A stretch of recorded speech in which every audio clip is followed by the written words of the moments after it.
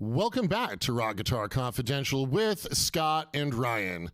So, ever wonder why I love satanic imagery and rock so much? Stay tuned for a deeply personal episode. Next. Going on the track for recording. That is just keeping it real, man. That's just It is. in the way that the Rock Guitar Confidential podcast has always been done. You know? That's how you know that it's me and not just a pod person. Exactly. Oh, yes. Wonderful. All right. Well, happy holiday season, Ryan. Oh, fuck.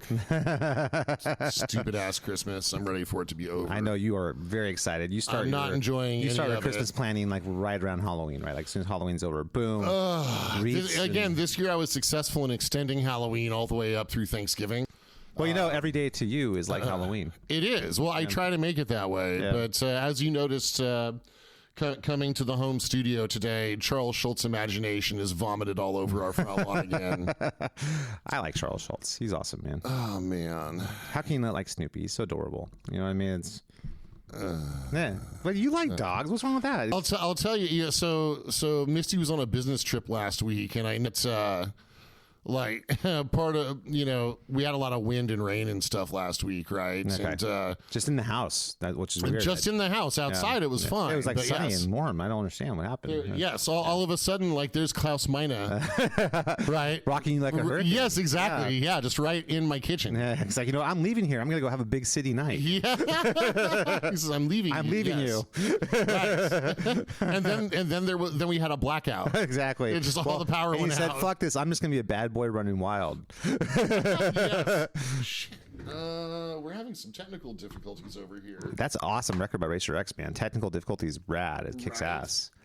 No, we were just talking before we started recording though about all these bands having to cancel their tours and what a bummer it is for being a metal fan in America and stuff like that. And it seems like the only bands that are kicking ass, touring wise, are like the older bands, mostly bands that had like radio hits and things like that. The Bon Jovi's, Def Leppard's, Journeys, that kind of things of the world. And just, is there hope? And that's the question I think on that I'm thinking about, but probably not. As much as I'm optimistic. Oh yeah, definitely. The next generation has not picked up rock and roll as like their thing. That's Oh no, they're totally doomed. Yeah. Well, I mean, that just the newer bands are doomed. Not including XA. Just we're gonna get freaking conscripted in with the old bands. We're kind of in the spirit of the older bands. Yes. But that being said, like the newer bands, oh my god, are just totally screwed. It's funny too. Is like I heard about that band Category 7, which is like the super group with like the guys from Shadows Fall and the Machine Head, and all those guys are in that band. And you would think, okay, this is a band with a bunch of well-known guys. They would probably do pretty well. Nope. You would think they would, but it's like, and it's weird to me that in the modern world of touring, that a lot of bands consider a tour to be financially successful if you break even. I'm like, you realize the point of business is to make money, right? It's not just to break even so you can go back to your day job. That seems kind of, that's kind of not the point of it. You know what I mean? But I kind of feel like maybe we're living in sort of an old model. That's not how it's going to be going forward. I think that it's going to be, your entire brand as an artist is going to be based off your TikTok and your YouTube channel, and get to reinvent yourself every 8 months and find some new angle. And it's just what it's going to be. Yes. And that, I mean, I don't know. I can't imagine live music ever going away, but like, who's going to go to these shows? Is everything going to just be a club show going forward? Yeah, I mean, will all the theater shows be, assigned seating with some asshole standing up in front of you, and you're pinned down to your seat? Also, to watch like a really high level cover band, basically. Is it going to all just morph into, this is the Bon Jovi cover band, this is the Def Leppard cover band, this is the Journey cover band, this is the Led Zeppelin cover band? Jason Bonham's kind of already doing that. That's all occurred, yes. And so, I think we need to cheer everybody up today. Okay. Since there's so much doom and gloom out there. And also in the spirit of the season. With the dark eye of Christmas gazing upon us. His earth appears the shadow of cloud and flesh. Yes, exactly. So, so since the dark eye of Saint Nick is shining upon us with this shitty holiday. All right, fair enough. I have some happy news to report, actually. Oh, so okay. Right on, dude. This is what everyone needs. Well, everyone's going to dig this because it's going to tie together a couple of ancillary topics on our podcast. More than one topic. Oh my God, this is like a weird like seasons long. They've all been building to this. Right. Well, this is kind of a cool year end wrap up thing. So I've got to give a shout out to my buddy Jeff. Okay. Who did some research for us out in the field, right? Oh, I didn't know we had researchers. That's awesome. I know, absolutely. And so at the end of his lesson, he just he dropped a name and asked me to look into it, and so I did. And I'd like to go ahead and just like read something for our audience here. Okay, this better not be some kind of incantation. Before we get to today's topic, which is the Satanic Panic and how awesome it is. By the way, welcome to the Rock Guitar Confidential Podcast with Brian and Scott. Thank you for listening. Yeah, totally. That's us. Yep. Yeah. So yeah, we're going to talk some Satanic Panic today and why it was so awesome. Merry Satanic Panic Day. Yes. Yes. Thank you. Happy Satanic Panic Day, everybody. Why it was important, why it was so meaningful to me and why it should mean a lot to everybody. Yeah. Especially the Pope. Right. Yeah. Exactly. He was a major Slayer fan back in the day. I'm going to do my best to be somewhat neutral. Okay. But anyway, so there's a mini bio I'd like to read you, Scott. Is it from Minnie Mouse? Is it Minnie not. Mead and that Vern Troyer from the You're getting a little closer. So let me go ahead and just this is from IMDb, okay? It's not a regular bio, it's a mini bio. Okay. It's IMDb is like a film and television website that tracks people who are in the movies and directed it and stuff like that. Yes. Yeah. So I'm gonna omit the name until we get to the end. Okay. All right. So here comes the mini bio from IMDb, folks. Best known for his role as Ralphus the Demented Dwarf in the infamous film Blood-Sucking Freaks from 1976. Which is also known as Blood-Sucking Freaks. He had been a circus performer, but was actually quite infamous around New York in the 70s for his role in a stag movie, a charming little ditty entitled The Anal Dwarf from 1971. So much subtext. Yes, this 8-minute hardcore wonder was a regular attraction in 42nd Street peep shows, especially for people looking for something different. It was probably through this movie that the makers of Blood-Sucking Freaks discovered him. Let's see here. Freaks director Joel M. Reed. Have you ever seen Freaks? I haven't, no. Oh, that's a great movie. Yeah, Gooble Gobble, One of Us. It's a classic. You know why they don't screen that in elementary school so that children become culturally literate? I think I was in the ways of watching horror. like E.T. at that time when that was up. So. Wah, wah. And Return of the Jedi. Yeah. So, Freaks director Joel M. Reed also shot porn at the time, though under a different name. Tour. Yes. But they got more than they bargained for. On the last day of shooting, our protagonist and several other members of the cast shocked Reed by staging an orgy. According to Reed, our protagonist, quote, wasn't short in all departments. Our protagonist continued to act in porn way into the 80s then, and then tried for a more mainstream career with disappointing results. Typical of Hollywood's miscasting of dwarf actors, the only roles were in films like Under the Rainbow in 1981, a movie about the alleged wild behavior of the Munchkins cast during the filming of The Wizard of Oz. And then here comes the kicker. His last known role was as an Ewok. Oh, get out of town. Do you know what his name is? No. The actor's name is Luis de Jesus. Okay.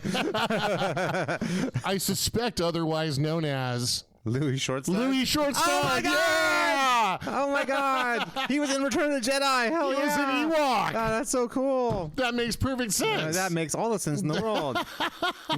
He was there all along. Yeah, so shout out to my buddy Jeff for actually like finding the identity of Louis Shortstud after all this time. What an The impact mystery he is made on solved. both of our lives as youths. Absolutely, yeah, well, right, yes. Oddly enough, first as an Ewok, Yeah, I know, for me. I mean, and then as a short stud. it's true. I mean, that's Yes. the name. That makes sense. You know? Yeah, I guess there's other anecdotes about how he had to like climb up a ladder, you know, to commiserate with his scene partner. Commiserate. That happened later, dude. Yes. Commiseration. Oh my God. What have I done with my life? What have I should make things right with my dad. I can't believe this is where I am. So you know what? It makes me like the original Star Wars trilogy more. That's so funny. Knowing that there was an adult film star dwarf there was- in an Ewok costume. Back in the 80s, it felt like there was a lot less of a partition between like the adult film industry and like the regular film industry. It seemed like that, at least Really? from the back behind the scenes thing, that people who worked on it wasn't like public. yeah, but I'm sure they would wander back and forth. Felt like, you know, I'm sure like people who shot music videos were probably shooting porn the day before back in the day. You know, what Well, I mean that we're like Sylvester Stallone. yeah, it wasn't like he did like a porn movie before he got famous. Before he right? became Rocky. Yeah, Yeah. exactly. I mean, that's not uncommon. A lot of, you know, I look at Tracy Lords. She did like porn, and then she got some regular acting roles and kind of. Yeah, but none of them were very good. Like I remember when they had the TV adaptation of Stephen King's The Tommyknockers. I remember she got cast in that, which was like ABC primetime television stuff. Yeah. There's a TV movie, right? Yeah, that's Is that the one with like what's his face from L.A. Law was in it? Yeah, that's right. Jimmy Smits or something like that, right? Is that what it was? played guard. Yeah. Yeah. Okay, I think I remember that. Yeah. That was a good book. It's not as celebrated as King's other works, but you know, if they're gonna remake a King novel, that's one that I would like them to. By the way, take a Stephen crack at. King, not King Diamond. In case you're just tuning in, like, wow, King Diamond wrote a novel. Oh my God. Oh, but how about like Stephen King book with King Diamond soundtrack? There you go. Yeah. That's an obvious thing. Or like a co-write. I remember back in the late 80s, early 90s, there was a lot of like Stephen King like mini series is happening. That was the comment, like in like that's really like the mid 90s. It wasn't they thought about movies. They did like let's do a mini series. That was kind of a thing that Right. they did all the time back then. Yeah, King signed after all the great Stephen King movies. They, like Children of the Corn was great. Well, Cujo. What's the yeah. Carrie? Yeah. What's the other one with the car? Christine. Yeah. Exactly. Most like the one word name movies, you know, that kind of thing.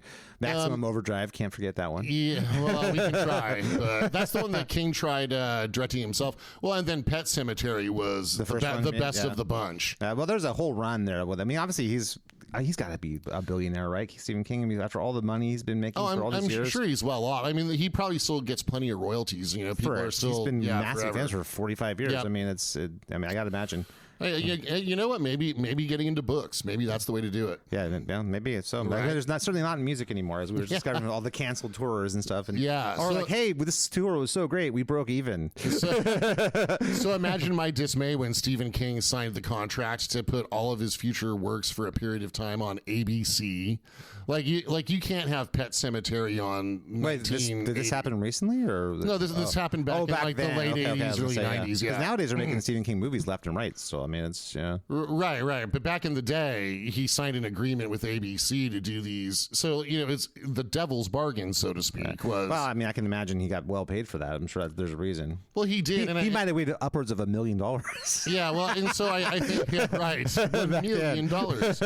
So you know, the devil's bargain was you get, you know, a longer form, you know, a longer form medium to tell your story. The Stand. I remember The Stand was like a big movie miniseries back in the day. And Right, but it was all shit Yeah. because of all the censors on ABC, right? So like there was stuff they were going to do with it that would have been awesome. The one they did the 80s It, right, with Tim, was it Tim? Tim Curry. Yeah, Tim Curry was Pennywise, right? That's the one I'm talking about. Yeah. That could have been like legitimately frightening, but it turned out to be low budget, hokey, and they kneecapped it by making it, quote, family friendly for ABC television. Well, yeah, I can't go on regular network TV and be, you know. Yeah, so that's why it sucks. Yeah. Like Stephen King novels should always be R-rated feature films. Yeah, that's true. Especially Right. The Running Man. Yeah, I like that one. That was a good one. That was a good one. Yeah. Well, that one kind of turned out to be like sort of prophetic. Yeah, well, it's funny though. That's Arnold. Who knew that Arnold Schwarzenegger was going to star in a Stephen King adaptation? You know what I mean? That was kind of crazy. I mean, well, also wasn't Jesse Ventura in that? Yeah, he was. He sure was. Yeah, and, talk about being prophetic in terms of like the scourge that is reality television. Yeah, I mean, there's like a bunch of movies that kind of had that territory a little bit. I mean, who knew? I mean, honestly, at some point in our very near future, like network television is going to just cease to exist. But and then like TikTok and stuff. I mean, that's like quote reality television to the extreme. I mean, The Running Man was a game show. But like a very effed up game show where prisoners had to fight for their freedom and were getting killed on TV by these like gladiator type people. You know what I mean? And it's like. Yeah, I mean, I remember watching that when I was a kid, thinking like, well, I like Arnold Schwarzenegger movies; it'll be fun, And then I remember like thinking, wow, what an effed up world this is. I remember feeling the same thing I watched RoboCop too, like, oh man, this world is way effed up. I mean, now we live in the world of RoboCop. I guess it's all true now. Yeah. Well, I mean, other than robotic cops, I mean, well, we're damn close though. Well, I mean, oh my God, do you see that? There's this thing I saw on the news the other day. There's like a robotic expo they just did in the Bay Area. Yeah, where the humanoid robots and stuff, and I'm thinking like, why do we want? I mean, I can see the sex robot aspect, which we've long discussed on this. That makes perfect sense. Exactly, but like just a helper robot in your house that eventually at some point is going to murder you. I mean, of course, what I mean. That's going to happen. Yeah, you know what? All of my childhood nightmares, like every time the fembot's face got ripped off and it was just like a circuit board with eyeballs, on the Bionic Woman, $6 Million Man. Sure. Or Austin Powers, for that matter.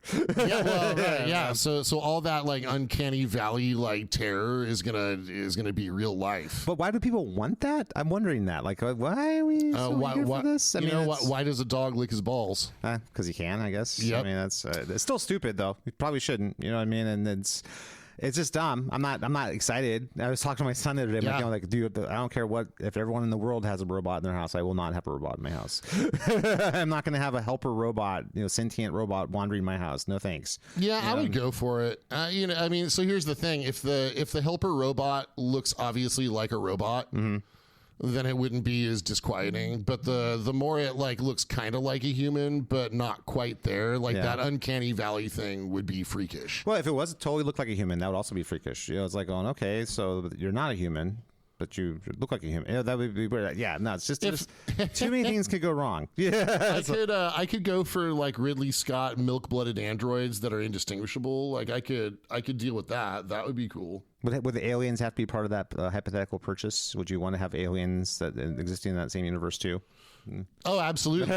Yes, xenomorphs galore. That would be, yes, I'm all for that. I kind of prefer the Star Trek future where everyone's just like, equal and, there's no poverty, there's no more homelessness. The robots are equipped there to help you and are treated with respect and dignity. You're a Commander Data. Yeah, exactly. That would be a world I would rather live in. If we all had our own personal Brent Spiner. Yeah. Exactly. Yes.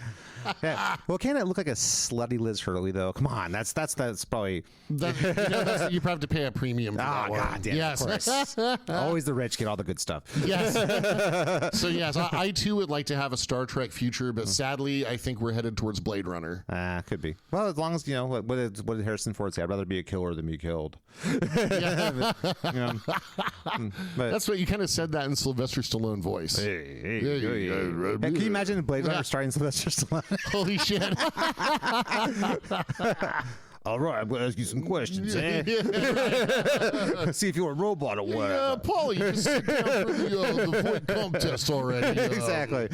Hey, what would you do if you found a turtle on the street, eh? What, you fucking don't know what a turtle is? Eh? What are you, some kind of Mama Luke? With one of the replicants played by Luis de Jesus. He's a very small pleasure model.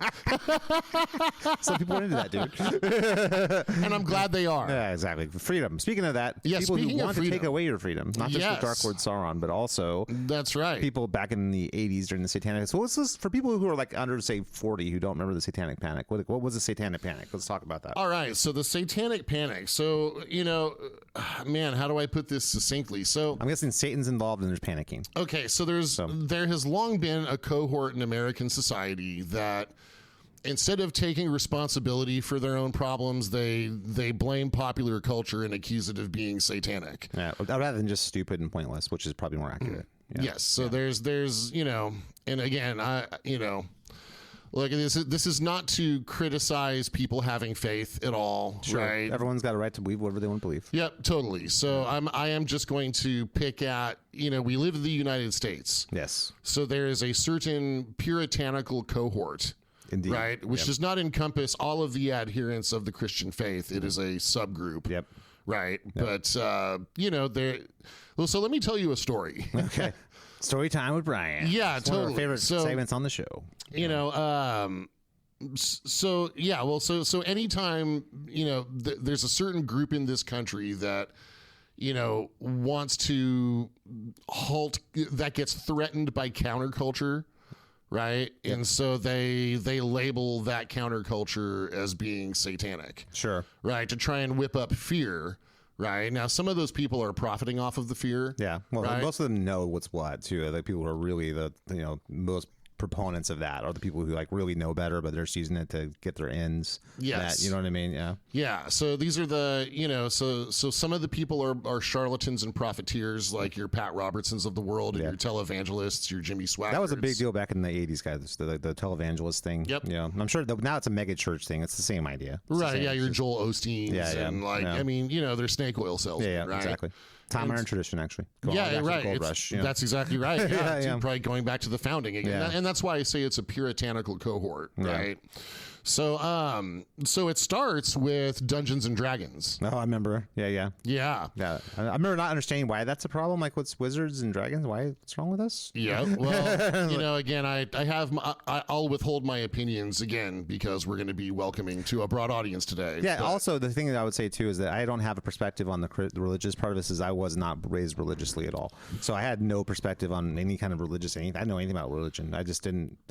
Dragons are cool. I didn't understand what's wrong with that. Ronnie James Dio and Dragons. Yeah. So I didn't understand the problem. But So you know what? I'll also pepper in my own very personal experience with all this. And here's why I missed the Satanic Panic, and here's what it taught me about what rock music means. Okay. And and why that's important to me. This all folds into one of the many reasons I love King Diamond and Merciful Fate. And why I wish there had been more satanic imagery at the last King Diamond concert. So, yep. So it starts with Dungeons and Dragons, right? So some kid, I forget what college it was. Everyone's gonna have to look this up. Some college kid though, just college kid. He was a computer genius, right? Okay. And he went away to college. Yep. He had some mental health problems. Once he got to college, he started drinking and getting high all the time, right? Okay. And, I suspect the pressure got to him, but he ended up shooting himself in the head, in one of the steam tunnels at the college. Right. Oh, wow. And so a private investigator he was also an avid Dungeons and Dragons player, right? This is circa 1980, right? Way early. Yeah. Yeah. This is way early on, right? And Randy Rhoads was still alive back when this was happening. Yeah. God, right? Yeah.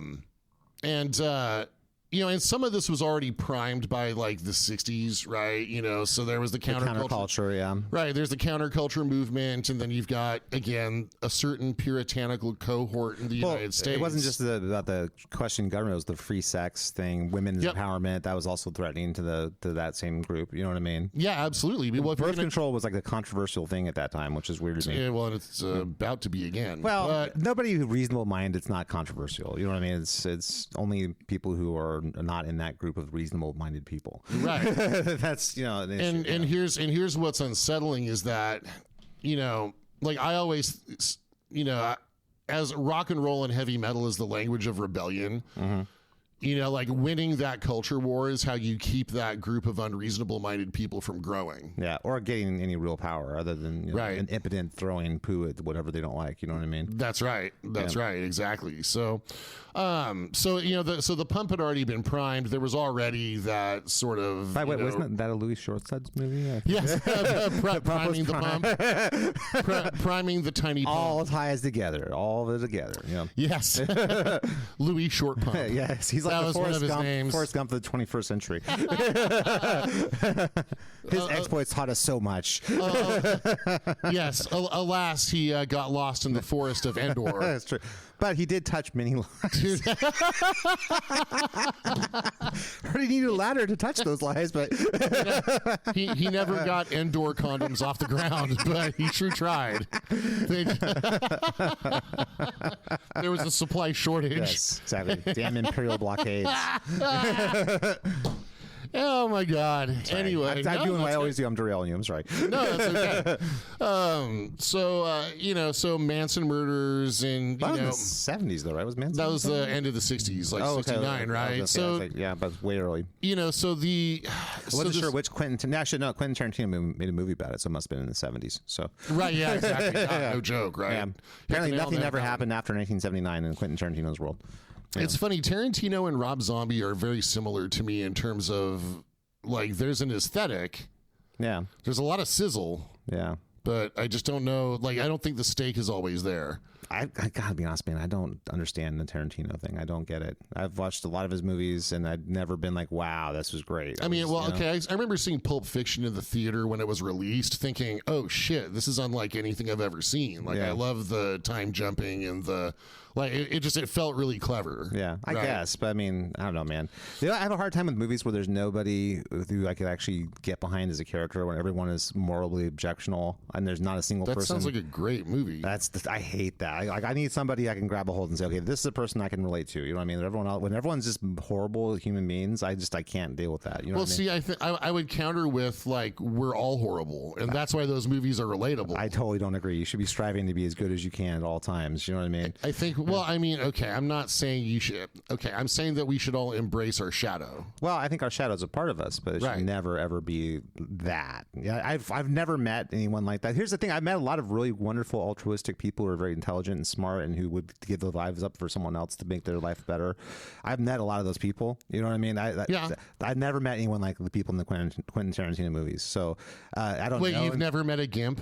Well, no, I've never met people that kind of moral character, and if I did, I wouldn't be around them. See, you might have met a gimp, you just don't know it. Well, the point is that, like, I purposely try and curate my life so I don't have people of that kind of character around it. You know what I mean? Okay, we have to get into specifics, but I mean, since they are just characters in a movie, but they represent something. So I mean, to me, that's something I've struggled. I don't enjoy that. I don't like watching people who are morally objectionable do things or morally objectionably to each other if they're with no basically his thesis is that everyone's shit and we're all shit. I don't know if that's the thesis. I mean, I don't think all the characters are 100% morally objectionable. There's in situations where they have to make, there are some people that are straight up morally objectionable. Sure.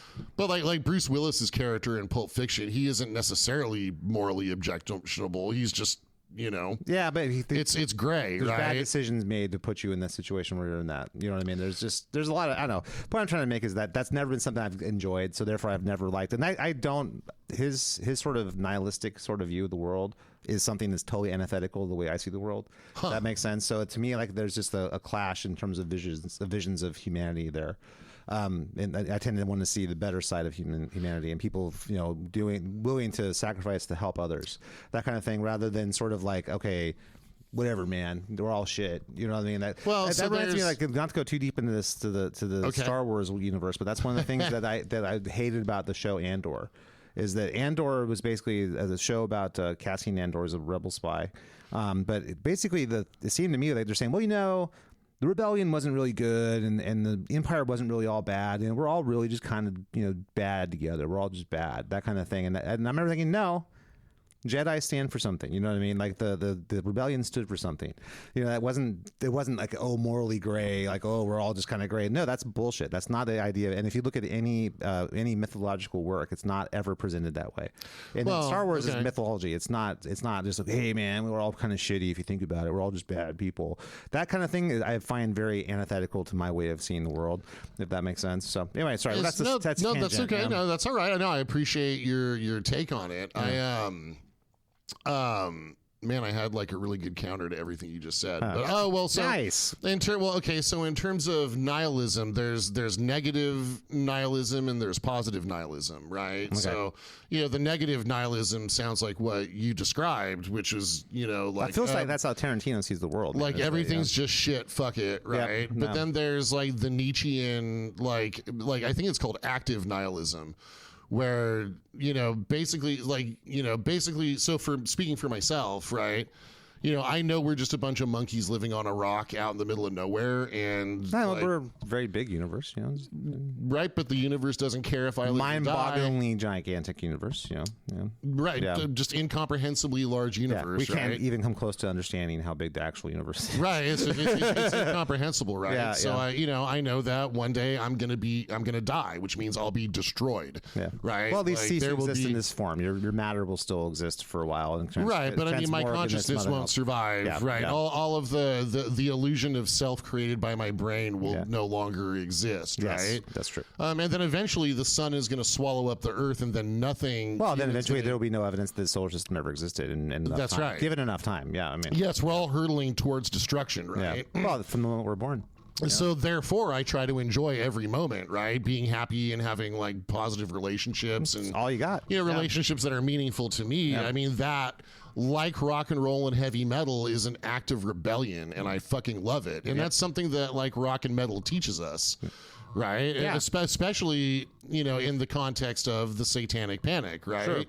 There's a bunch of people that are trying to impose their worldview on another group of people while simultaneously masking their own moral shortcomings and distracting from those. Yeah. Right. Which is it's all wrapped part of the up. same thing. Yeah, exactly. Yeah. Yeah, absolutely. So, so that's like positive nihilism. So in my entertainment, I don't mind complicated characters that are, because that's a closer analog for life, right? Speaking only for myself, like I haven't always been altruistically moral. In fact, what morality is? It's when it's a choice between two bad decisions, right? Not necessarily. I don't agree with that at all. Absolutely. I mean, that's what tests morality, right? It's like I could take this shitty path or this shitty path, and how you choose between the two, like that is the definition. I would have to completely disagree with the structure of that view. Okay. And I respect that. Yeah, so I respect your view too. Look, there's not my decision to make. Everyone's got to make their own call about life. You know what I mean? But you can look at things that, I don't see the world the way that Tarantino sees the world, and therefore I respect don't. That. And that way I don't enjoy his movies because I don't. Totally. I don't. I mean, I'm sure if he saw movies that I think are amazing, he'd probably hate them too because he doesn't see the same world that I do, and that's fine. That's what's great. Honestly, and going to your point, like it's not anyone's job to make someone else see the world just like they see the world. You should see the world and be good to the people around you and love people and be honorable, and that's all you can do. Wholeheartedly agree. There's no reason to try and impose the way you see the world on someone else. You know what I mean? And and I think that's kind of it gets probably. I think one of the places that gets challenging, and this is something that I think is going on a lot right now, is that especially when it comes to women's rights and stuff like that, is respecting other people's beliefs and perspectives gets problematic around women's equality, especially with certain religious groups. Oh, absolutely. You know what I mean? And that's something that, like, how do you respect someone's religious beliefs at the same time that you have a moral obligation to stand up for equality? It seems like that's something that's very difficult to do, and say, I'm going to respect these people's beliefs. And so that's something that people on both sides of the political equation have got to find a way to respect each other on that one. You know what I mean? Boy, there's so much I could say about that. Yep. But we're on Rock Guitar Confidential with Scott and Ryan. But let's talk about the Satanic Panic part. So let's just get more of what it was. This is totally. So a bunch of groups sprung up who were So a little bit of history. So this kid goes away to college. He probably does some blow and drinks a bunch. He's probably failing his classes. He has some mental health issues. First time that's ever happened in the history of college, I think. Right, totally. Yeah. So he commits suicide down in like the basement of his college. Right, poor kid. I mean, totally, man. Because again, this is 1980, right? So there isn't like any infrastructure for like mental health care, right? Yeah. So a private investigator shows up, finds out he's into Dungeons and Dragons, and then declares that Dungeons and Dragons influenced him to commit suicide, right? That happened a lot in the 80s. That did a lot of that shit. Yeah, exactly. Yep. There was another kid that he maybe like within the same year, right? He was into Dungeons and Dragons because it was like it just came out. It was popular, right? A role-playing game that never really existed like that before. No one knew what it was. Yeah, it was, totally. Yeah, You get together with your friends. A version of viral thing that everyone's like, oh my God, have you heard about this thing, Dungeons and Dragons? You know what I mean? And, yeah, I think his name was Irving Pulling. He was part of like the principal at his high school, like set up like an after school Dungeons and Dragons club, right? So the kids would be at school, fantasy role playing, yeah, fantasy role playing. So they're just rolling dice and like shooting magic missiles at bugbears and shit like that, right? Yeah. Well, so that kid, he was also struggling with his sexuality. His mother Pat was a strict Christian fundamentalist. Yeah, which was a wonderful place to be, I'm sure. Right, totally. Yeah. And so, so something happens and he runs out onto his front lawn and shoots himself in the heart and commits suicide, right? Poor kid. I mean, poor kid, right? He was probably, that was the environment. I'll let the audience fill in the blanks on that situation. Well, then people have got to find a reason why this keeps happening, and it turns out. So his mom, she decides that, it was Dungeons and Dragons, right? That's why. It wasn't me not accepting his whole self of who he was. It was, It wasn't me telling him that, God gets upset when boys kiss. It couldn't be that. It must be Dungeons and Dragons, right? So, or maybe Ozzy Osbourne told him that he had to kill himself or something. Right. Or Ozzy Osbourne, get the gun, shoot, right? So there's this particular... there's these fundamentalist people that are, like there's actual young people suffering, right? But instead of like addressing the problems, right? This particular woman, she could never accept that it was the belief system she imposed upon her kid that contributed. Well, because she's convinced 100% in the moral, perfectness of that system. So that's right. It's impossible for that to ever be bad. So those are the dangers of a dogmatic belief system. Yeah. Yeah. Yeah, no doubt. Sure. I mean, so she goes completely overboard, right? She sues the principal of the high school for getting him, for the Dungeons and Dragons club. See, that's kind of thing that could be fixed by getting stamped out in the court system. Like, no, you can't sue someone for that. She lost all of her lawsuits, but then she starts like a parents group called. So this is when it gets out of control, folks. So she starts this parents group, a parents' rights group in like 1981. I'm glad that could never happen now. Right, exactly. Yeah, right. So see, there you go. All the more reason, King Diamond's more important than ever. Yeah, unfortunately, King Diamond is the very last legs of his career. Unfortunately, you know what I mean? It's true. Well, Ghost, when we pick up the mantle from there, maybe something like that. Yeah. Well, it'll be. Well, and I'm glad you mentioned that because we have to relate this to modern times. Yeah. So she starts. So Pat, God, what was her name? Pullman, something like that. Anyway. So she starts this parents group called Bothered About Dungeons and Dragons, or BAD for short. Oh, well, I knew it was going to be some stupid ass acronym. Dude, it's so 80s. So here's where things get even worse, right? So now she's, appearing on 60 Minutes, like it becomes like a news thing, right? By the way, is this around the time that the news department was made a profit center instead of part in the public good? Is that around that same time, right? Yeah. This is the 80s. Who was the president then? Oh, yeah, I'm trying to think. Yeah, so this is when Reagan kneecapped the FCC and took the fairness doctrine away. And made it so that basically you're expected to be a profit center. And then shockingly, they're going to have these salacious sort of provocative things like, is Dungeons and Dragons turning your kids into Satanists? Sure, because if you can get people all scared and frightened about something like that, then they won't see what else you're really doing. Well, the business, freaking the network doesn't give a shit. They want the money. They want the advertising. You know what I mean? That's the absolutely the old it bleeds, it leads thing. You know what I mean? Totally. That's where that comes from. So you're absolutely right. There was a time in history, by the way, people, where it would have been illegal for MSNBC or Fox News to exist. That was not considered, because news was considered something done in the public good. For you to get your FCC license, you had to do X amount of news in the public good. It was part of your civic duty as a broadcast company to do that. That's right. Once that got taken away and it became you could not be a profit center like any other entertainment part of your business, then that was when news began dying. And that's quickly. That was like an arrow through the neck of news. Quickly, right? Yeah. And it's not just Fox News. It's MSNBC's falling apart right now too. Yeah, well, there's all of that stuff. It's all right. Yeah. But it's all entertainment, right? They all want you to be ostensibly, it's entertainment. It's entertainment masquerading as news. Entertainment via fear. Yeah. Right? So you've got to keep tuning in because you're so afraid of what's Yeah. going to happen next. Is America going to turn to Satanism? Find out next after these commercials. Yeah, that's for dude, insurance exactly and right. for whatever, trifecta, the new thing that's going to help you with your heart medication or whatever. It's like That's right. So this Pat Pulling, that was her name. This Pat Pulling lady.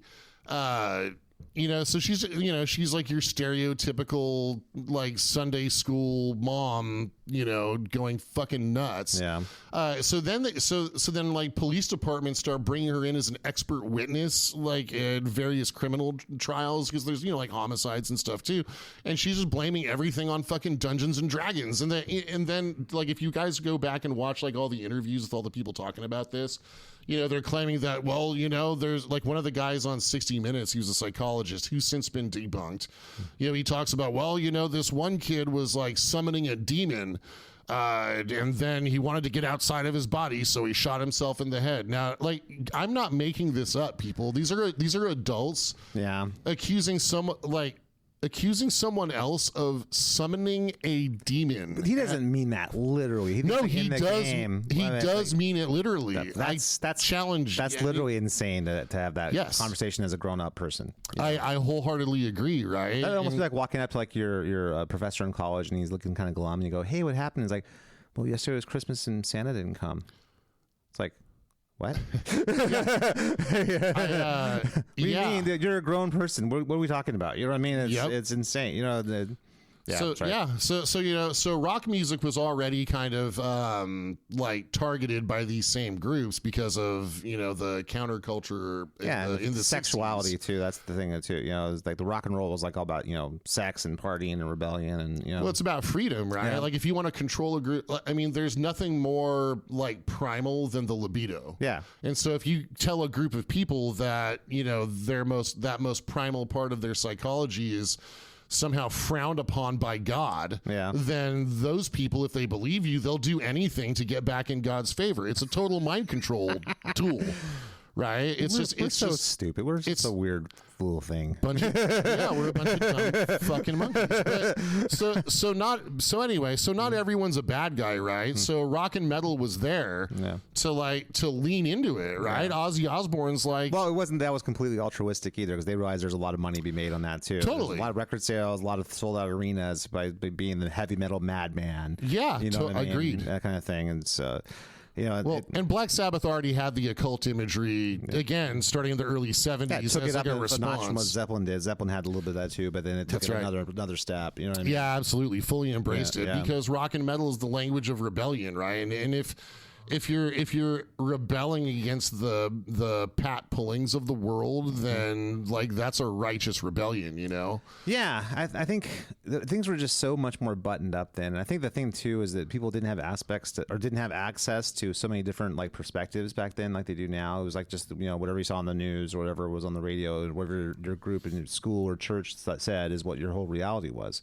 You didn't have as broad of a group of perspectives as you do now. You know what I mean? It's that's why people freak out nowadays, because kids have access to everything. So it's like you can't control it as well as you could back in the day. You know what I mean? That's I think that's part of what it is. So agreed. I mean, there's still a cohort that's receptive. I mean, just recently Tucker Carlson did an interview where he claimed that he was attacked by a demon. Like this language, so what has me concerned these days is that like you can hear that rhetoric coming out of lack of respect for objective reality is what you're saying. Oh, absolutely, right. But those same puritanical forces that were driving the Satanic Panic back in the 80s, which again, it targeted also heavy metal bands, right? Well, because those were I think partially the reason why is because they were really popular back then. Those bands were massively popular, and it's almost like if it was today, it would be like, I don't know, like Rihanna or something, or it'd be like today. Taylor Swift. Actually, I've heard some more things about Taylor Swift. Actually, nice. She's not a good role model for girls. She's too sexual. She's too, okay. Yeah. She's too. Was it something about like she's too demonic? Yeah.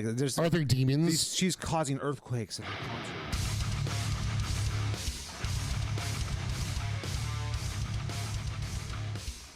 Thanks for listening to the Rock Guitar Confidential podcast with Ryan and Scott.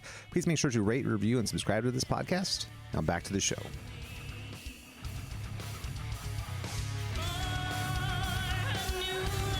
Yeah. Oh, okay. That kind of crap. It's just anything that's massively popular. I feel like there's a certain. I'm not going to question whether what they're doing is specifically to gain attention or not. But it just seems kind of obvious to me that they only tend to go after the most popular things or get them the most attention when they freak out about them. Well, and they pick on marginalized groups, right? Yeah. So if you look at the list of like the ills that Pat Pulling said were stoked by Dungeons and Dragons. Like homosexuality was top on that list. Well, right? back in the 80s, unfortunately, it was like that was like an untalked about thing. It was like, gay people was like, I think Tim might be a little light in the loafers or something like that. That was kind of bullshit. That's how it was talked about back in those days. It was like not even acknowledged. I was trying to talk to my kids about this the other day. Like, it's so different now than it was when I was a kid. Back Thank then, goodness. Yes. Oh, I know. It's just, and it wasn't that long ago when I was a kid. Oh my God, it wasn't like 100 years ago or something. It was like, it's changed a lot in a short period of time. And I think that change and the speed at which that change has happened is very disconcerting for a certain cohort of people. Yeah. Well, it's clearly the work of the devil and demons, and who exist totally empirically exist. That's right. So that's totally reasonable. Science. So they started attacking heavy metal groups. The one thing I remember is the twin suicides in Reno, right, where the two kids were listening to "Better by You, Better Than Me" by Judas Priest. Yeah. There's a whole documentary called Dream Deceivers. That's the famous trial, right? Is that the trial where they brought Rob Halford up to testify and stuff? Like one kid killed himself and the other one was masking or something like that. Yeah, then they came up with backmasking, which is total bullshit. Yeah. Right? To think that, imagine, so remember when we recorded Ex Aegis' debut album, how much time we spent on our parts to make sure that when you played them backwards. Yeah, they were exactly saying, Hail Satan. Hail Satan, get the gun, shoot, right? Exactly. Because we want as many of our teenage fans to commit suicide as possible. That's how you fill arenas, man. Yeah, dude, that totally makes science, sense, right? Yeah. So... then the other kid blew his fucking face off, and I feel for the kids, whatever it is that they got to that point in their life where there's broken homes. They were drinking all the time, and they lived in bumfuck Reno, so they had no future to look forward to. Well, that's never true. People who are in a very dark place need to recognize that's not true. You know what I mean? But hopefully you get some interventions to there could have been head off at the past before that becomes what you feel like. I feel terrible for anybody in that situation, right? Where they feel like that's their only solution. And then and they had hyper religious parents, right? So if any of these kids had gone to their parents and said, "Yeah, I'm struggling with my sexuality," well, then you just need to go to church more. Yep. We'll send you to this re-education camp or something. Right. Or you know what? I'm depressed. Oh, we'll just go to church. I got an F on my math test. Oh, the solution to that is go to church. Turns out that you don't love me, actually. Right. We should go to church and talk to God about that. Yeah, right. Yeah. Man, I got a flat tire on my bicycle. Oh, well, you need to go to church for that. No, actually, just call AAA. Actually. Yeah, which I did last week. Actually. Oh, did you? Okay, good. Yeah, dude, I don't know what I ran over, man. I was on the freeway and I changed lanes a little bit late and it was dark. I did not see a curb. Oh, okay. There, but did you blow a tire? Yeah, blew. Well, the new rim finally showed up today and. They were late by a day, so I got a refund on my shipping. So when you call AAA for help, did they just say go to church? Is that what they're... Yeah, they're just well, just go to church. Sounds like you need God's love, so you should go to church. Yep. Let me know how that works out, click. Right. This, by the way, is a problem in other... if we were... if we lived in, one of the problems in the Middle East, and there's plenty of them. I'm just going to go out. There's problems everywhere. But one of the problems that we're zeroing in on. So this is just one of them. One of the problems in the Middle East is that you are having relationship problems. Read the Quran. Yeah. Oh, you need to get a job. Oh, read the Quran. Yeah. Oh, you overcooked the lamb. Yeah. Oh, read the Quran. That's the solution to every fucking problem. I thought you were going to say hot pocket for a second. You overcooked the hot pocket. You over microwave the hot pocket. You know what you need to do is just sit around for about 5 more minutes. It'll be fine. Right. So this is this happens across cultures, right? Every religion. Yeah. That's right. Yeah. So that's really not. I shouldn't even say religions. That's not fair. Religions are a whole spectrum within that group. There's the fundamentalist. The word of the whatever your holy book is absolute truth. I think that's kind of a symptom of that more than just the people who are the majority of that religion. I could be wrong, but this seems to be something common across the Abrahamic religions. I'm sure others are as bad. People that got killed for heresy against Apollo and Zeus too. So yeah, right. Well, I mean, before they got consolidated into Christianity. Well, no, Christianity just took everything cool about them and then put it in this like, well, but this is it. Well, that's what I mean. With the Romans, Anyway, wait, you guys have a celebration around the 25th of December. Okay, I hate that. That's Christmas. That's Christmas. Yeah, right. Your winter holiday. Yes. Yeah. Oh, you have a harvest festival. Thank you. We're gonna. Oh, okay. Well, okay. That's actually Satan's work. Right. And it gets profitable, and a lot of people like it. And they go, okay, well, no. This is part of this. We'll trunk or treat. Yeah, right. Dude, and honestly, like trunk or treat pisses me off so bad, dude. I like every Halloween when I hear all that harvest festival bullshit. It's just so. I know. Speaking for myself personally, right? So I'm a kid who I survived 9 years of Catholic school. Yeah, it really shaped you, man. It really did. A lot of. Yeah, it's when I learned that the kids my age were feral little fucking monsters. I never felt right. That. I'm so sorry that you had that experience. Right? Oh, dude, it was fucking awful. I only had that at home.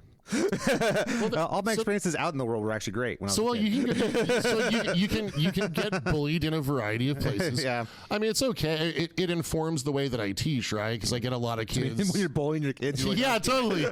I'm like, what's the matter? Kid in the face. What are you crying? Right. You're crying. No, practice harder. Stick him in the garbage can. It's like. This is what learning guitar is. Yeah, that's right. You really know how to do it, man. You practice guitar like a little bitch. Exactly. Ooh, what does that hurt? Right, hit you in the face. Dude, ooh, I'm not going to let you out of that bathroom stall until I hear A minor pentatonic. That sucked. Flush. Oh my God, yeah. That tuition's going to good places. So I survived 9 years of stupid ass Catholic school, right? Yep. Which, I mean, where they're also kind of shoving certain things down your throat. Yeah. Not those things, not the priest. That never got shoved down my throat. But good, thank God. Yes, but all the magical stuff. Yeah. And then dude, like Harry Potter mixed with like Dungeons and Dragons. Hell yeah. Harry Potter, which was also accused of being satanic as witchcraft. So dangerous, you know what I mean? Anything that the Christian right in this country doesn't like, they accuse of. But you know what? Honestly, whoever's in power does that just in general. Right. I was about to criticize Tipper Gore too. We haven't made it to the PMRC yet. PMRC was actually awesome because that was great for metal. When that came out, when they started like targeting metal bands and making them like the it was the best. That was the best marketing you can get. Are you kidding me? How dangerous is that? I'm gonna go to the record store and get that Motley Crue record that's got the PMRC label on it. Hell yeah, dude. Yep. And so we should say it's not just the Christian right in this country. Like Tipper Gore was like Christian left. Yeah. Right. She came up through the feminist movement that that was like fully anti-pornography. Right. Yeah. They almost put Louis Shortstoot out of work. Damn it. And so they were coming from a certain like puritanical leftward angle, which is kind of weird to even think about, actually, but it's true. Yeah, sure. Well, I mean, there's there's traditions of censorship on the left which are very fucking real, and so her and a bunch of like out of touch bullshit politicians tried to censor music because there's also a bit of grandstanding and trying to gather attention for yourself and for your cohort to get more power. That's partially why you do that. And if you can take something that's going to get a lot of headlines, it's going to get CNN or whatever wanting to talk about because it's got rock stars involved and stuff like that. That's why you do it. It's not because you really give a shit. You know what I mean? Or think there's anything positive that's going to come. Like you're not. Oh, this is going to solve a problem. That's not why they're doing it. They're doing it for the grandstanding of it. And if everyone's all worked up over like that like cultural issue, then no one cares that we're slashing the corporate tax rates and effective tax rates for billionaires are like 10% or something. Right? Yeah, like fucking the FCC, like ruining the solvency of Social Security. It's completely. Selling arms to Contras and selling arms to Contras, fucking like totally fucking the Department of Education. Yeah, exactly. Right. Yeah. And then claiming like what's so funny? They'll completely defund the Department of Education and then they'll complain about. They'll say, "Look how inefficient the Department of Education is. We should just get rid of it."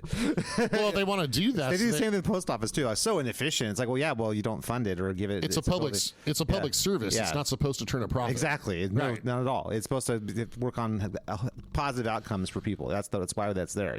Yes. I think that idea that everything should be for profit is just got to go away. Yeah, I'm not saying that you shouldn't be able to make profit, but that shouldn't be the be all end all of why humans exist. You know I mean, well, government exists because there's certain public goods that can only be achieved with common action. Right. With common action. Yeah. But that shouldn't be for profit. Yeah. No. Right? Exactly. I honestly, I got a bunch of things I would totally make state if I could. Yeah, same here. Yeah, but and that's not. I'm not in favor of communism or socialism either. But it's like I feel like any puritanical anything. Anybody's like, oh, should all be this? Is like it's just what works. Absolutism. Yeah. What's the best thing for the most number of people? That's what we should do. Yeah.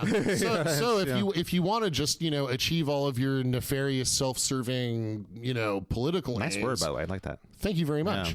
So the best thing you can do is get like your stupid constituency to get all like upset about demons and ghosts and stuff. How are grown people having these conversations with a straight face? Because they're raised from look. I've got my mom's side of the family is Southern Baptist. Okay, right. I've got other friends who are fundamentalists, and they're one of my. But how does that friends, work though when you butt up against reality? The trick is you don't butt up against reality. You have to every day of your life. Butt up against reality. Nah, dude, you got to meet my buddy Jason, man. Like, his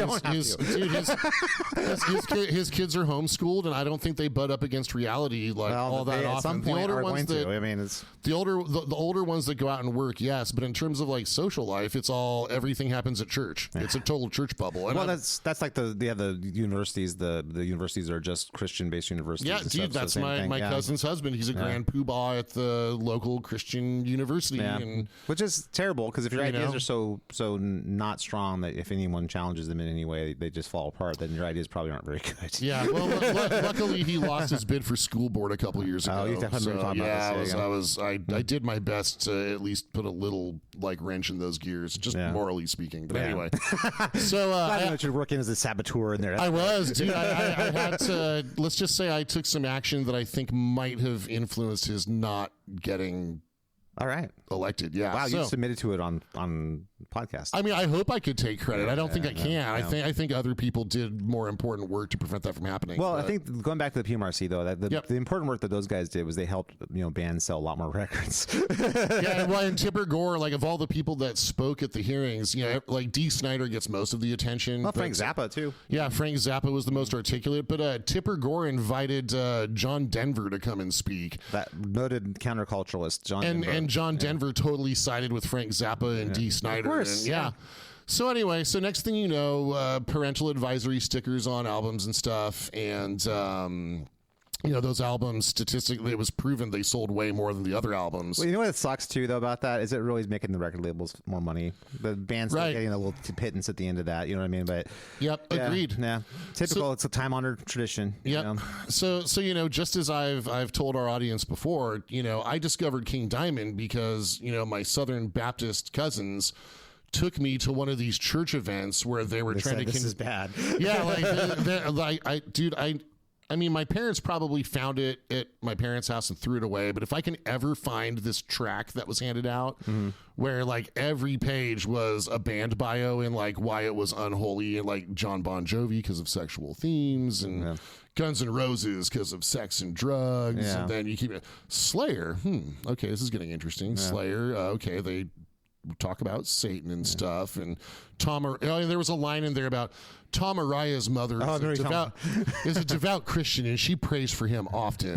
It's like, okay, cool, Slayer, I'll check that out. Like I bought the Show No Mercy album for that reason, like on a church trip. That's so funny. Yeah, I had the chaperones take us by Tower Records and I bought Show No Mercy. It's got the dude with like the goat skull and like the sword pentagram on the cover. It was so great. Yeah. And then especially trying to freak somebody out. I mean, and then the last page, King Diamond. Yeah. And I was like, oh, that will now be my favorite band. Now, of course, it just so happens that there was awesome shredding. It was like the best, like remember when you'd go buy an album just because the album cover was cool? Yeah. Right. We've talked about the Meatloaf effect where the album cover is cool, but the music fucking sucks. Yeah. Dude, King Diamond's the one time in my life that I was like, fuck, this band looks cool. My cousin's church group hates them, and I'm not supposed to listen to them because King Diamond is a self-proclaimed Satanist. Yeah. I was like, these are my fucking people. This is great, right? Well, you found like some kind of agency that kind of was countervailing the forces around you. That makes sense. Yeah. So, well, totally. When you're a kid who goes to school and gets bullied every single fucking day by the same like 25 other kids. Sure. You know, there's a lot of kids out there who feel powerless, right? I'm very sorry that you had the experience, man. That's yeah. I'm a better person. You are. I mean, it's a trial. You made it through, and that shows you that if you're in that, somebody out there listening, that it's not as bad as you. There is life past this. You know what I mean? Yeah. You know what's funny? So a lot of the thesis for our podcast here is that you and I are like on that. Like it's a bad timing thing, right? Yeah, like, we're born like, about 10 years too late. Yeah, that's right. We were born about 10 years too late, right? Yeah. And so like we're supposed to like all the shitty grunge music. Yeah, but our generation is that we're supposed to be in the Smashing Pumpkins and Dave Matthews and Rage Against the Machine. That's supposed to be Tool and Korn and stuff. That's supposed to be the music that we're into. Yeah, right. But instead, we're into like good music instead, right? Which was what was happening in the 80s. It's funny. I can feel like a lot of the same kind of anger that you felt towards the Christian right in that way. To me, it was like an eye opener when that happened, when the grunge apocalypse happened. Because I remember just thinking like, what is going on? Like everyone's fucking idiots. I remember thinking that at the time, like this music is shit. What are we doing? Well, that's why I despise new country, because that's the music of the Christian right in this country. I mean, I don't know it really is. I mean, it's the music of the non-urban Christian. I would say that's kind of I don't know. Well, it's more the suburban Christian that fetishizes like rural lifestyles, right? Yeah. As someone who grew up in a rural lifestyle, what are we doing? Well, right, yeah, like this is like the person who like lives in the suburbs of Antelope and has never like busted a bronco or rustled a cow, for sure. or like fed the chickens, or someone who's never cleaned the chicken coops. My grandmother used to have chickens. They're filthy fucking animals. You're talking to a guy who grew up with horses and goats and geese and stuff. I mean, I was out there getting hay out of the horse's stall and feeding the goats, and I lived that life. I was a country guy. So there you go. I remember baling hay and stuff like that. Yeah, and you're not a douche. No, I moved to Hollywood when I was 19. Yeah, exactly right. I was like, this is not for me. I'm the Zsa Zsa Gabor of the Green Acres Society. And I was like, that's not my thing. But you know what though? I grew up around people like that though, and some of my friends are people who are country people. And to my mind, it's like, look, as long as you're authentic. As long as you're being what you say you are, and you right. Well, I'm making the argument that they're inauthentic. Some people are, but there are definitely people to whom that speaks to, and I respect that. Everyone doesn't have to listen to the same music necessarily, but I think that at the end of the day, it really all comes down to profit centers. Like people, like in the new country thing, it just became the new thing because the good time rock and roll went away. And there was like the music of weirdos and dropouts and druggies and like douchebag like bros. So they needed something that was going to be like the next like Poison or Bon Jovi, and it just ended up becoming New Country. Well, and the reason it became New Country is because bands like Poison and Bon Jovi, because of like their overt sexuality and gender bending, that was not acceptable to the Christian right in this country, right? I think that's letting New Country I think that's letting people off the hook a little bit, because I think what really happened is rock and roll just decided we're going to be like too cool for school. Like we're not for the idiots anymore. We're going to be for the weirdos and stuff like that. And I agree. That territory. It was rock and roll that let it happen. Well, it's divide and conquer, right? So the puritanical forces of American culture won. Well, no, I would say this though: the record labels won.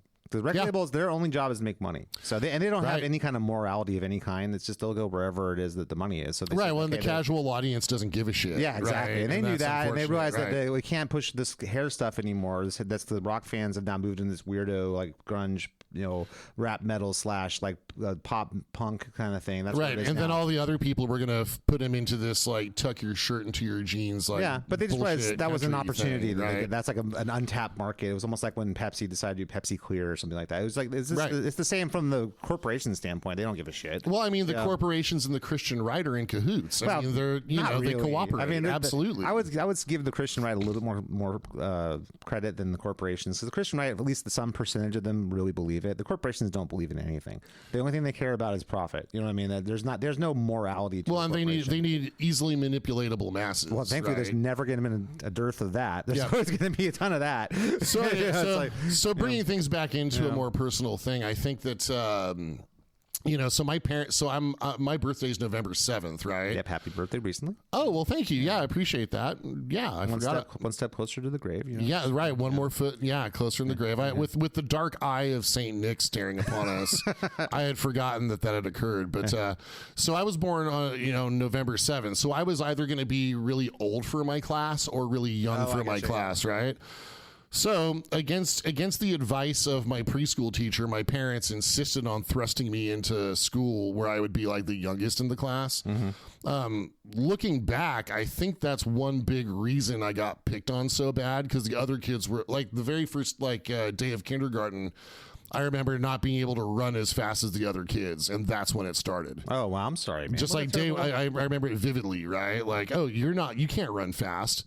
So kindergartners, they're vile little monsters. We all know this, right? So, actually, my experience with my own kids in kindergarten was not that. But sorry, that's good. Well, there's a bunch of sweetheart kids. Well, you're a sweetheart guy, Scott. I'm sure I know the apple didn't fall far, man. But not the kids I grew up with. It was man. It was fucking Lord of the Flies, right? That's a terrible place. I feel that. It wasn't like there's a lot of emotional support coming from home either on that either. Well, my parents just didn't know what to fucking do with me, man. I love my parents. They're great. They're introverts, right? Yeah. So. Like my dad was a contracts negotiator for the Air Force, which means he was essentially an accountant, right? Yep. So, and my mom, she just grew up in like church youth group culture. So like my parents lived through the greatest decades of rock music, I know. and didn't listen to any of it. I know, right? and that's so terrible. I love my folks, but they're introverts and they're squares. That being said, though, it is weird to me when I come across like an old dude, like a really old dude, who's like totally rocking, dude. He's like playing Deep Purple, and like, it's weird to me. It's like this weird, just another what? How are you rocking out? You're like an old man. It's kind of weird, but that was the music of their youth. That makes sense. It's just it's I don't know, to me, man, dude. All those British bands like it's Deep Purple, jarring to me to see like when there's like a 75-year-old guy in the front row who's headbanging to like Deep Purple or something like that. I'm like going, right, wow, it's just weird because that was unheard of when we were kids. Like that guy was like 50 years old in the year 2000. That's true, but he was when Deep Purple came out in like 1973 or whatever. Yeah. He was probably like 20. Yep. You know what I mean? And that was the music he grew up on. The music of his youth. Yeah. I think I told you that experience. I've seen like I saw the Poison concert and I looked at the crowd and like, oh my god, right. The youngest person there's like 60. I was like, oh my god, I couldn't believe it. I was like going, what happened? Everyone's old now. So, yeah. So my parents were just totally unmatched or like outmatched. They didn't know what they thought. Things would just go smooth, right? Like our kid's smart, he'll do well in school, and we'll send him to Catholic school, and that's where you get a good education. Accountant, right. Like easy path, right? But instead, Catholic school was the Lord of the Flies every fucking day. Yeah, I'm sorry, man. No, it's all right. No, hey, look, you know what? I've dedicated dude, the best part of my teaching practice is like helping kids who might otherwise be bullied, like letting them know that there's an adult who's not their parents that cares about them. Yeah. Right. So my strategy for survival was to just like, I'm just going to skip this generation of kids. I'm going to make friends with the older kids. Yeah. Right. So there were like some older kids on my block, and there were some the same age, right? I have a friend who I grew up with. She's like my sister. Yeah. But, like when the older kids a few doors down were like working on their skateboards and stuff, I would just walk over there and hang out with them. And they were listening to Anthrax. Mm-hmm. Right. That's how you kind of found it. Yeah. Yeah, totally. Or like there was another young guy across the street that would work on his jet ski all the time. So I'd go over there and we'd like listen to metal and stuff. And like, which by the way, wasn't weird back in those days. Everyone listened to rock and metal back then. Well, right. Yeah, totally. Yeah, right. And of course I saw it on TV and I've told all those stories too. But one of the reasons why Ted Rigor went after the rock metal bands is they were wildly popular. That's right. That's why, you know what I mean? And then by the time I got to high school and my self-esteem was completely fucking broken. I'm so sorry, man. But by then I'd already started taking guitar lessons, right? So even starting in 6th grade, like, well, all the kids at school are like shitty to me, but when I go to guitar player, right, like Billy Rainey's my teacher. He's the coolest. Yeah. Right. And like Mike Gardner, like, and all these guys who are older and like playing in bands and having like when I go to the music store, everyone treats me like I'm one of them. And like, I'm like, when I'm there, I'm cool. Yeah. Right. Like, so I might go to school tomorrow and get locked in a bathroom stall for like an hour.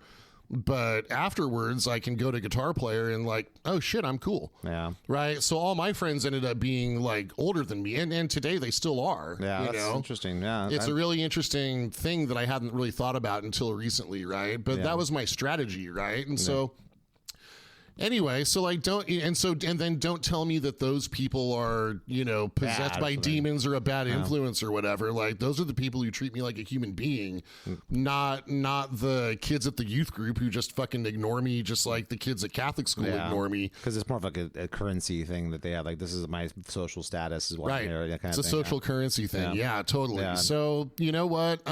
So to me, you know, the satanic imagery is just like, I mean, I don't believe there's a little red guy with a pitchfork, but you know what? Like the people in this country who are puritanical assholes who are trying to, you know, influence, you know, the culture and also sway public policy, right? Or the ones who are the tools of those in power that are trying to, you know, influence public policy in an antisocial way. Right? Like, dude, the inverted cross is the big middle finger to all of those assholes. Yeah. Right? So more pentagrams, more Satan, more goat's heads, more goat skulls filled with virgin's blood, right? And with that, Rob would like to yeah, well, you know what? It's like on one, like either you understand that, or if you take that literally. Wait, you're not seriously, opening a goat skull and upside across like Emporium, are you? Okay. Ryan Bowe would like to announce the goat no, skull I mean, I have. Okay, look, no, I've got the goat skull over there, but it's and anywhere you shop. Okay, look, it's filled with pig's blood. Okay, it's not virgin's blood, but it's pig's blood. This whole thing's been an infomercial, and now I'm complicit. Damn it, I didn't know. Yeah, totally. So, you know, rock and roll is the language of rebellion. It's about freedom. It's about free thinking, right? So, you know, it bums me out when, you know, people who are involved in like rock and metal, especially because they're older, when they, you know, God, how do I put this? I'm just speaking for myself, all right? So, like older bands, you mean? Or do you mean other like guys you know? There's a certain rightward slant among some who are in the rock and metal world. That's and like that just becoming a thing now. That completely misses the fucking point. Rock and metal is not for those who have the rightward slant. Yeah, well, or it's the language of rebellion. It's the people who are putting the middle finger to power. That's right. Yeah, that's what it is. It's the middle finger to power. Yeah. That's right. And since we live in America, that middle finger is shaped like an upside down cross. Yeah, that makes sense. I can see there that. You go. That is actually very well said, Ryan. I got to say that, man. It took me a while to get there, I love it. I was on the journey with you. That was great, man. Thank you. So there's my take on... I was Lewis to your Clark, or vice versa, or whatever it was. That was very good. Lewis and Clark. Didn't Lewis and Clark discover Frankenstein's monster up in Antarctica after he...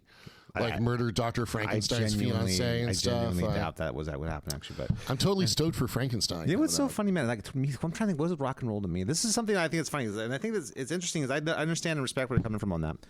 For me, I remember always thinking that it was about having a good time. It was about freedom and having fun, you know, because the kind of what got me into rock was like Van Halen, you know, that kind of thing, like that, just kind of like, we're just going to have a great time and it's just wild and over the top and wink, wink, and this is fun. And then excellence, like amazing musicianship too.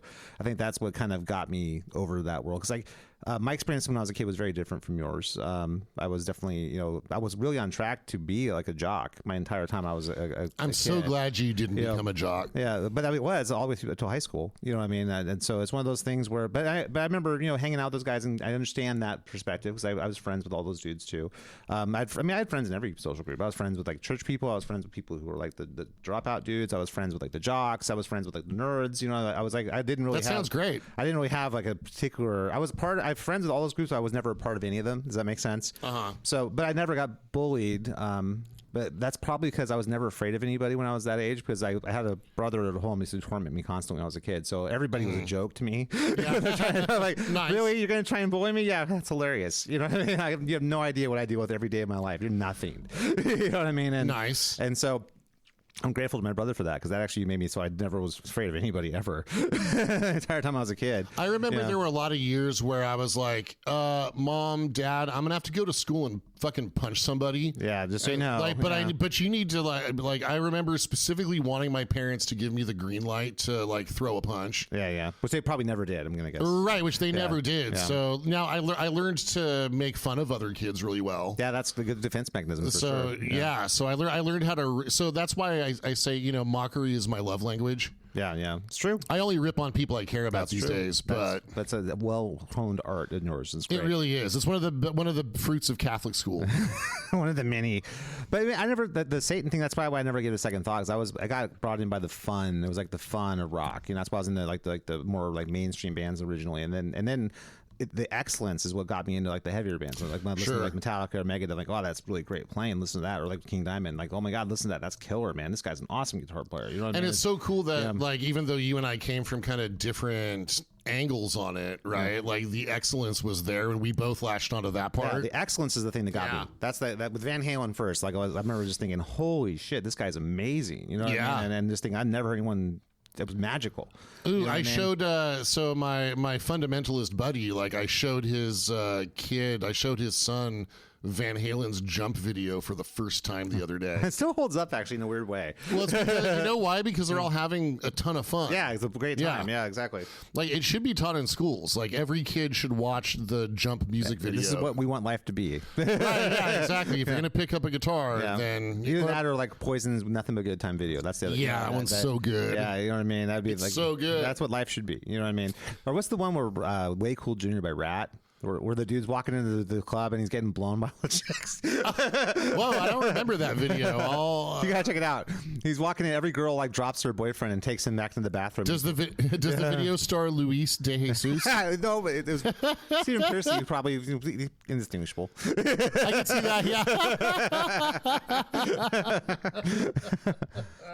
But no, that's like, you know, the world of like that time period. That was always way more appealing to me than like the blood and guts and we're gonna like, you know, murder and saw people's heads off and stuff like that. Yeah, that was not very appealing to me at all. But like, you know, hey, if you go in this place and you play awesome guitar, like every chick here thinks you're awesome. You know what I mean? Well, yeah. So, well, I mean, I liked the every chick thinks you're awesome part too, but. Yeah.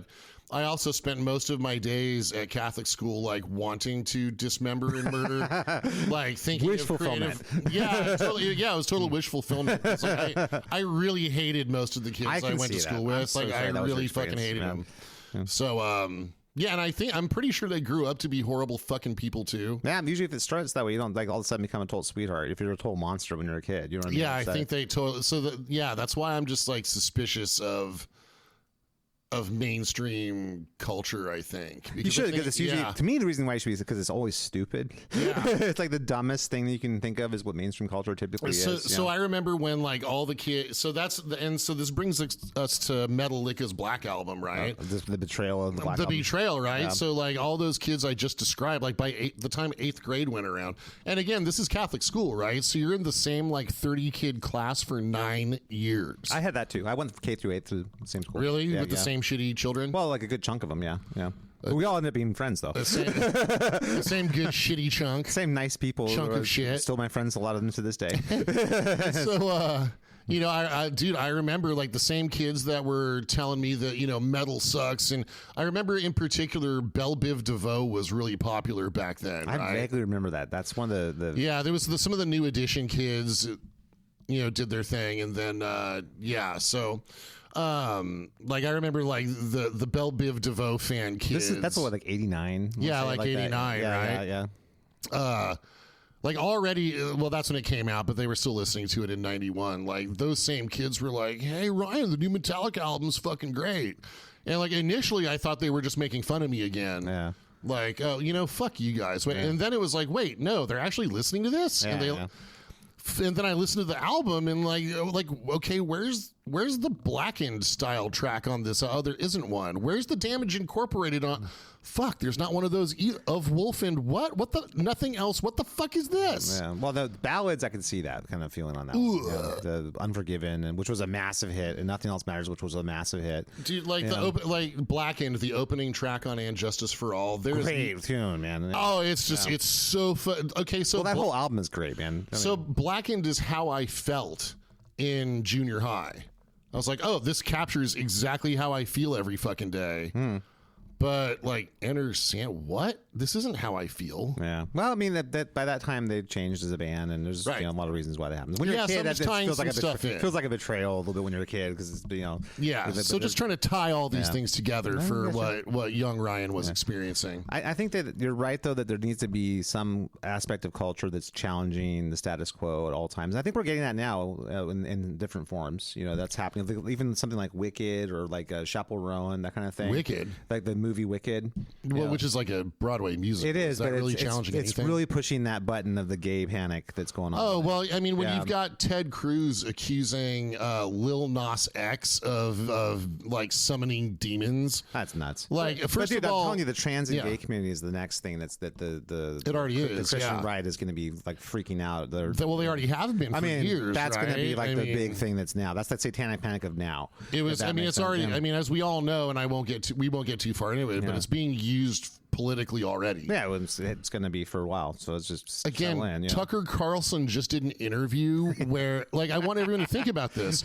Tucker Carlson just did an interview in the last few months where he claims to have been attacked by a demon. Well, that could be okay. That could be, he's just a complete charlatan who's trying to prop it. He could also have mental illness. Who knows? I mean, that's what is okay.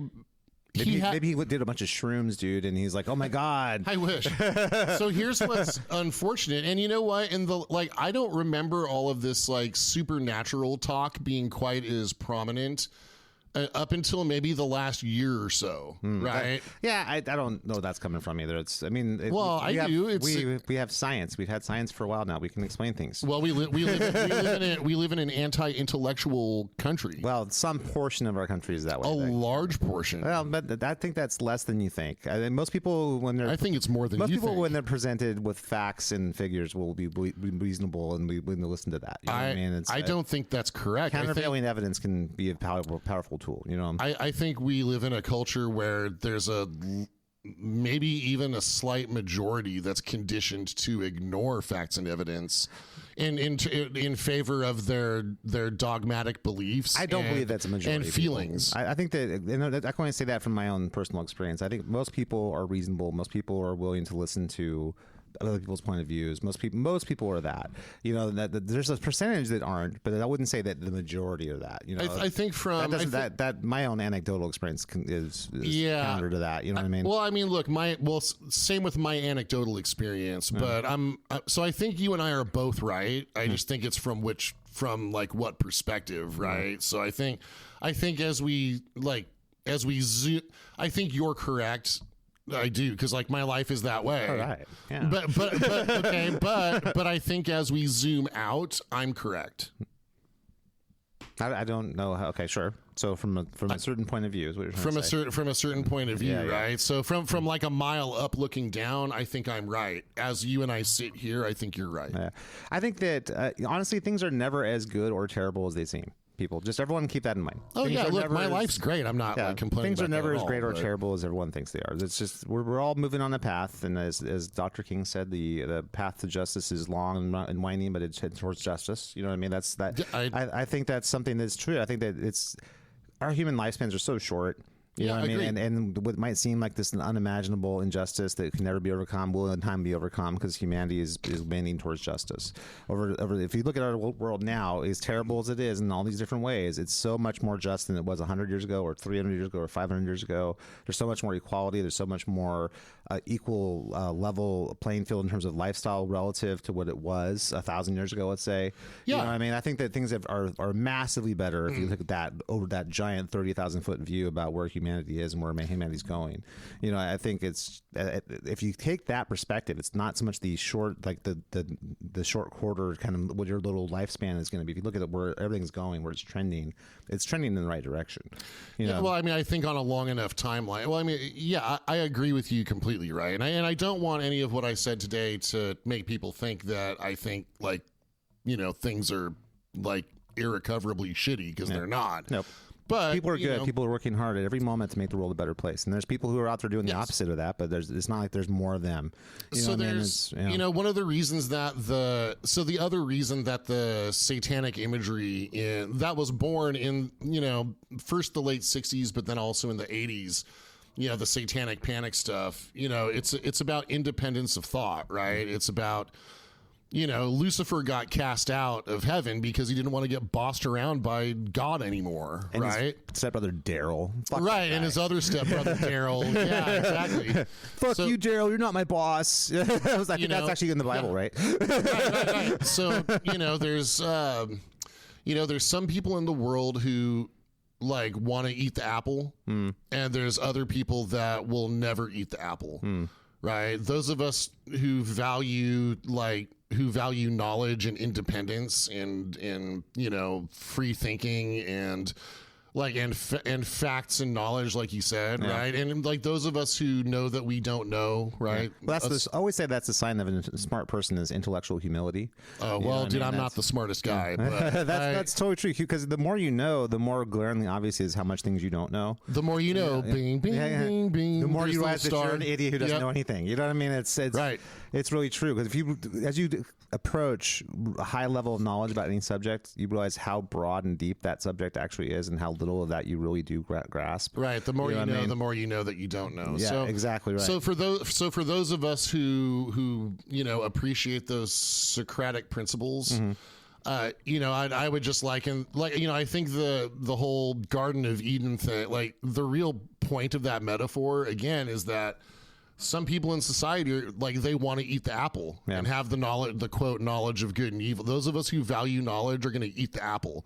Yeah. And I respect the apple eaters out there, right? Because it takes courage to eat the apple and then continue to. Or a more modern metaphor would be taking the blue pill, Or is the red pill? Yeah, whichever one it was, but it's see, the apple is much, But it's not with Lawrence Fishburne looking super cool and badass. I mean, well, what? Those are connected metaphors, right? The Matrix. I mean, all mythology is connected, right? So the second bit of mythology gets worse, though, right? And the third one's just unwatchable.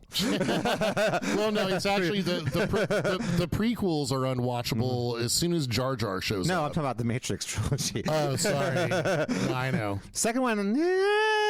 I agree. I don't think the Matrix is really worn all that well. No, the first one's still great. The rest of them, not so much. The first one's good, but I had already read all of the the Bertrand Russell. Okay, if you shine a green light on the white table, is it still white anymore? Yeah. I'd already read all that philosophical stuff. Yeah, that's cool that they made a movie about that with Kung Fu and Keanu Reeves. That's cool. It is, but it was just there were the insufferable fans that thought that it was some revolutionary idea that had been that had originated with the Wachowskis. Hey, they walked away from their corn trucks just long enough to go see that movie. Man. Corn trucks, yeah.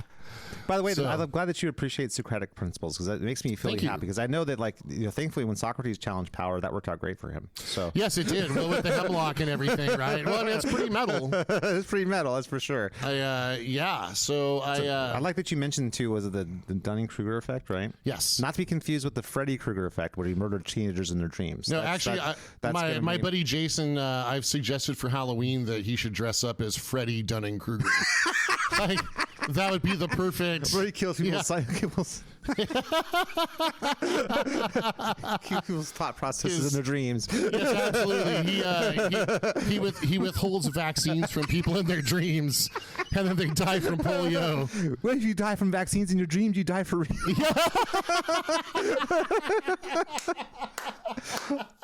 I knew it. Yes. The new FDA chief, Freddie Dunning-Kruger. So anyway, I've always identified more with, and I think King Diamond does, with the apple eaters out there, and to all of you listening who have eaten the apple, cheers to you guys. That's and true. We just have to insulate ourselves from the bad decisions foisted upon us by those who don't have the courage to take a bite. And keep eating apples too; they're actually good for you, really good for you. Yes, yes, an apple a day keeps the demons away. I think so. That's what the FDA says. So anyway, thank you guys so much for listening to the Rock Guitar Confidential Podcast with Ryan and Scott on this amazing holiday season. We're all in. They couldn't. All hail Krampus. Please make sure to rate, review, and subscribe to this podcast, and make sure to check out our band website at xagesband.com. Right? That's www.xagesband.com.